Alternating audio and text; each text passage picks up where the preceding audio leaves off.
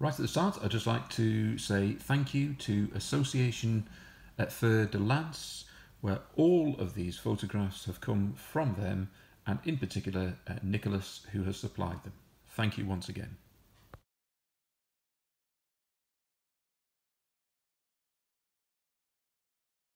One of the things I don't see a great deal of on chain of command or bolt action for that matter is really French cavalry used in 1940.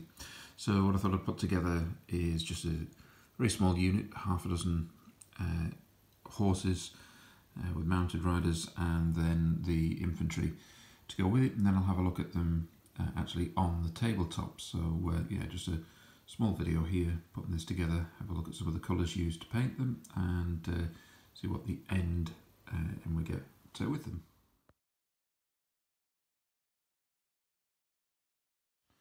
Not too far with the painting as yet. I've got the horses done and these based and some base colours on here.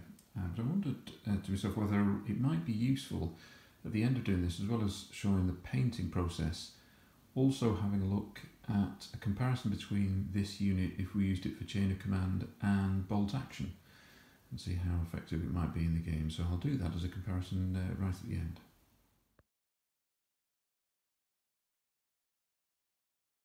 Might be getting a little overexcited here, but just the fact that they're now on the horses, for me, it makes them look great. I really like these figures. I was a bit sceptical at first because I just thought the horses were a little bit thin, but no, I really like them. I think they're good. I can't wait to get these finished and onto the tabletop.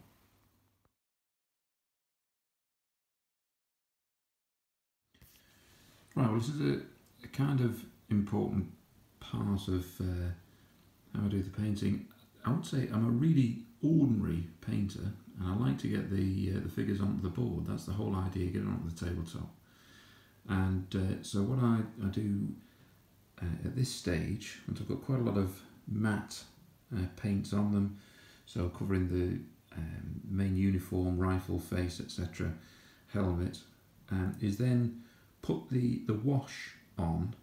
And other people, really good painters, will cover each individual piece, then do the wash, then the highlights and stuff like that. For me, that would just take ages. So my next stage is to put the wash on and then try and improve with the detail at the end of that. And ideally then it means that it's a quick paint, and to try and get this stuff onto the tabletop, because for me there's no point having the figures unpainted in a box.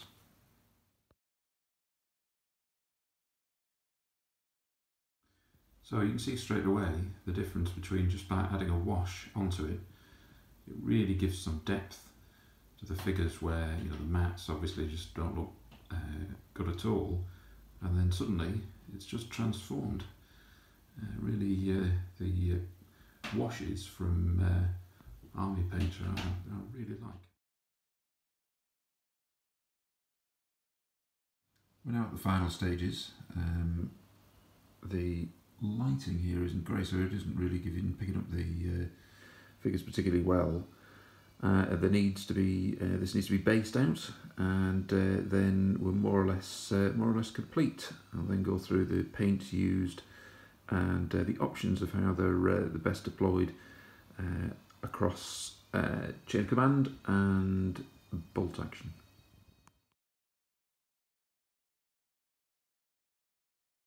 Three stages to basing, really. I use this Javis green to put a base colour on the figures. So if you use this as an example, we can see this clearly. Just to try and get rid of the base of the figure itself. So you can see here, so I'll put that on first of all.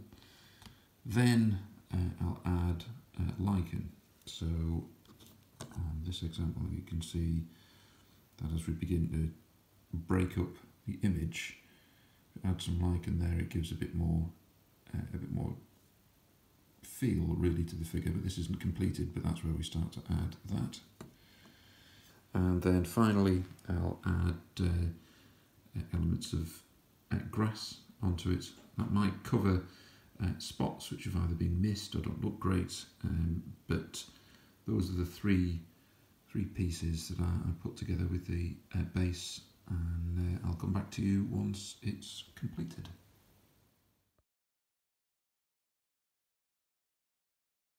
Once we've got the first layer here on the dismounted cavalry, we'll just put the second layer onto the mounted cavalry.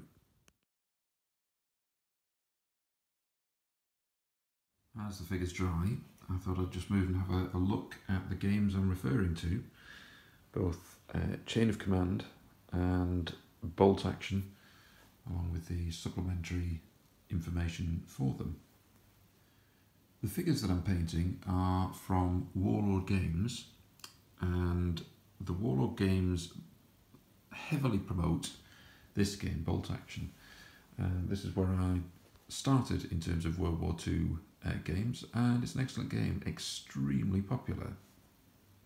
Along with the main rules, you then need to buy supplementary material.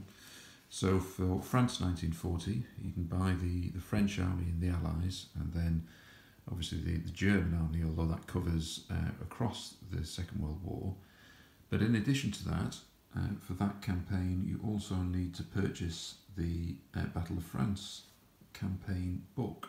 Now, this isn't a review of the supplementary books or Bolt Action in general, so I'm just pointing out some of the illustrations here which really are excellent, and it helps straight away to say, you know, these are the figures, this is the figure I'm painting, and that's something I can work with in the background. So it's excellent to work with, really helpful. All of the Bolt Action stuff has really great illustrations.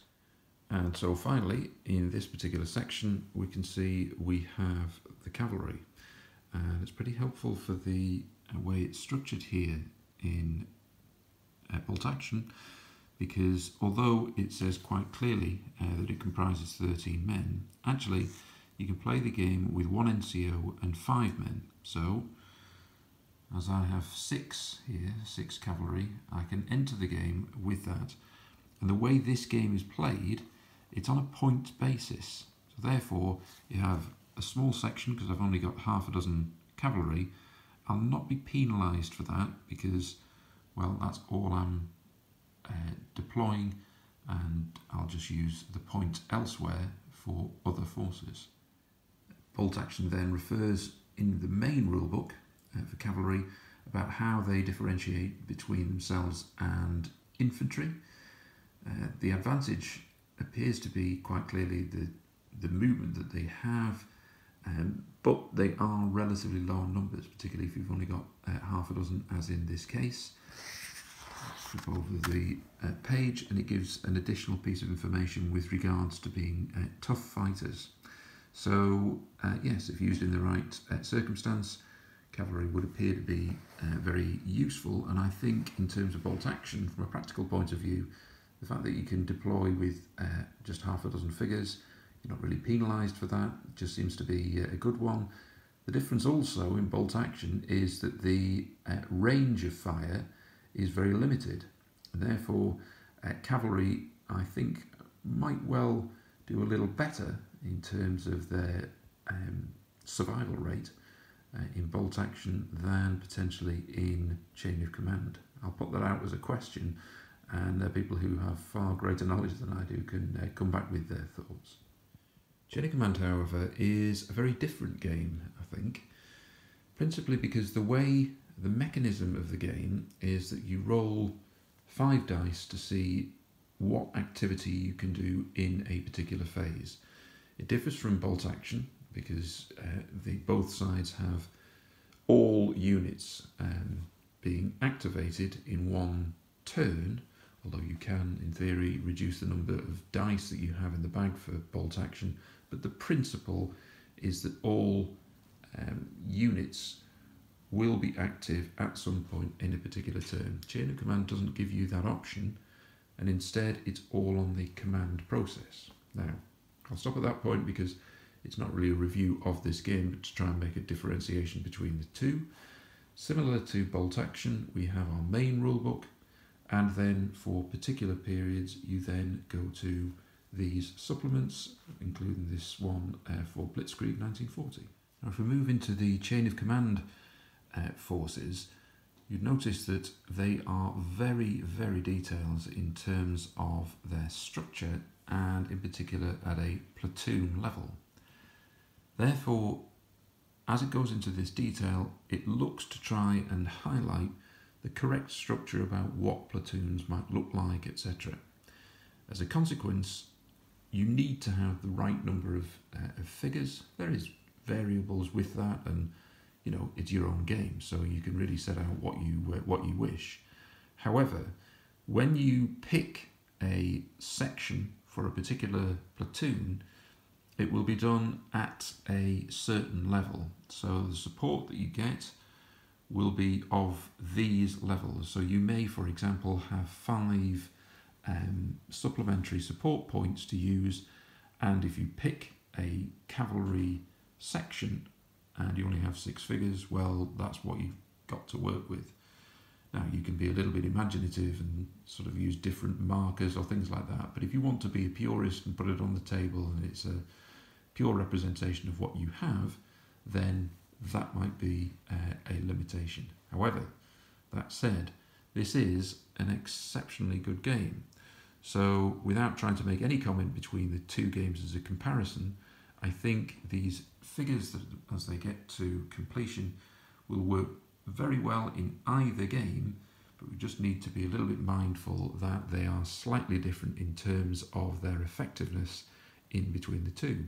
So let's have a look at how we might use them on the tabletop and some suggestions from subscribers of the YouTube channel. One thing I'll do just before we have a look on the tabletop at the finished product is just to go through the paints used. So I'll just try and do this in order. This is the mats that I use for the undercoat, and then this is the uniform, trousers, jackets, etc. Then the olive grey is just for the helmet.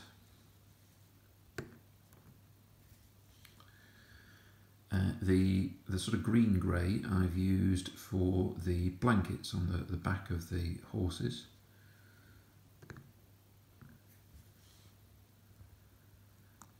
We're now looking across onto the webbing and the packs with the forces. You can just see there with the cavalry.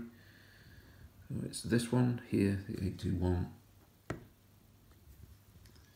And in addition the 824 as well, so you can get a bit of highlighting. Now the brown here, the standard, this is the webbing with the bullet cases coming down here. That's the colour for that. Then we've got the flat earth, which I use for the rifles, black for the boots, and also on the lapel, which marks the sign for this regiment, which is the Hussars. We've got the silver here used on both the buckles and on the rifles themselves. Obviously this is for the faces and hands. I used this for the saddle, and then I covered all of them with this military shade. So I didn't use lots of different washes. I used one single shade across the horses and the riders and the dismounted cavalry, and then finally I've used 1 or 2 coats of this matte varnish.